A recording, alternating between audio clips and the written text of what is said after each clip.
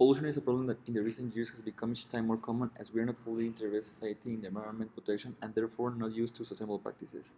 So, before talking about personal views, it is important to put the problem into a context. E-waste forms part of the industrial waste sector, and this is a very clear example of an opportunity area that can allow us to take advantage of an underused source of recycling. Latin America is currently the fourth region that produces most kind of e-waste at a worldwide scale, just below Europe, Australia, and North America. So, what is the reality of this situation? As far as I see, companies don't want to cover the high economic costs required to properly adopt an efficient recycling culture, and they prefer to keep them in large sanitary spots related to the presence and exposure of potentially toxic materials such as mercury or lead.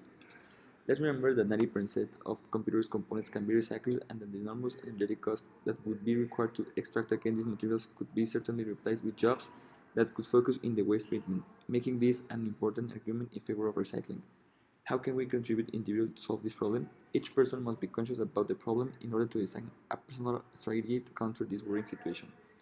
In my particular case, and taking into account the job I want to do in the near future, which is enterprise consulting, I think that a good action would be to make directives of already big factories in terms of assembling and production aware of the problem by convincing them to adopt sustainable business policies and then help them to contact companies such as Remeta to complement this step.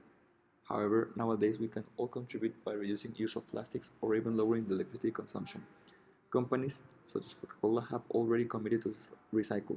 So let's now apply this very same initiative to electronic companies because every action represents a very important step.